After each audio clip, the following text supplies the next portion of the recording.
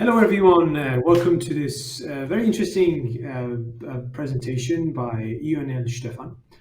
And he's the CTO of Amprius. As you know, the theme of this session is looking at different approaches to silicon anode batteries. And Amprius is taking a very unique approach. They have a full silicon nanowire anode. That might give them a pathway towards the highest energy density lithium-ion battery. As usual, the presentation is around 2 minutes. 2 minutes before the end of your presentation, I will give you a notice that you have 2 minutes left so you can do timekeeping. And then at the end of it, we'll just read all the questions that the audience have, and hopefully we can answer all of them. So without any further delay, I think the audience is joining us now. You can start. Thank you for the introduction.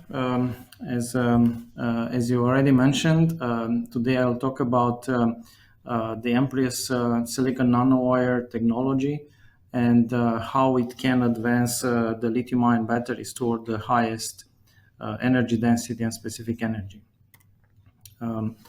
Amprius is now a 12-year-old company founded in 2008.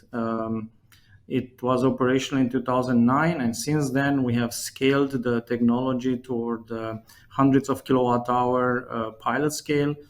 We have customer orders and applications since about 2018, and we started last year path toward hundreds of megawatt-hour project in the United States.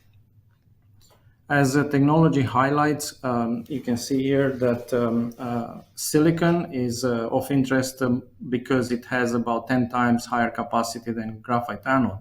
However, that's at the material level, to be very clear. At the cell level, it can be still very, very significant, especially taking into account that lately batteries with graphite anode have not advanced very much in energy density and specific energy. In practice, we get about 80% higher energy density specific and about 50% higher specific energy than graphite cells.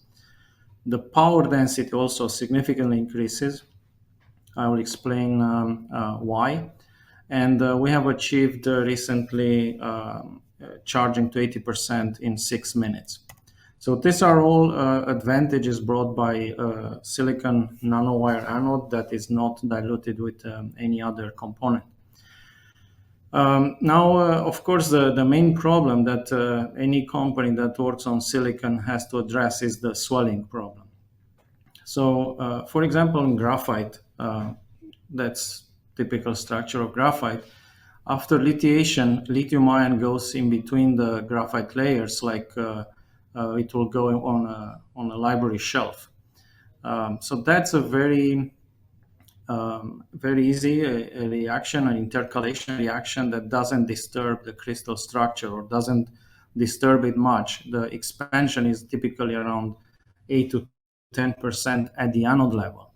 At the cell level, it's even less, typically about 1/3 of that, so around 3%, let's say. The capacity of this material theoretically is about 372 million power per gram. Silicon has a different structure, a diamond structure, and the lithiation is not an intercalation type, is an alloying type.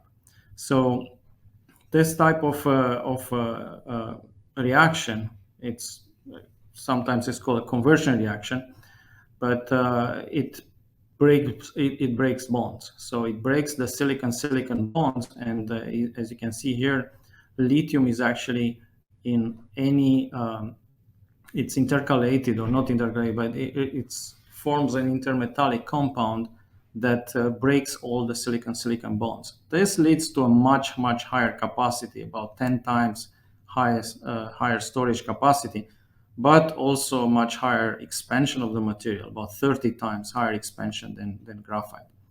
So, and moreover, this material is also highly reactive.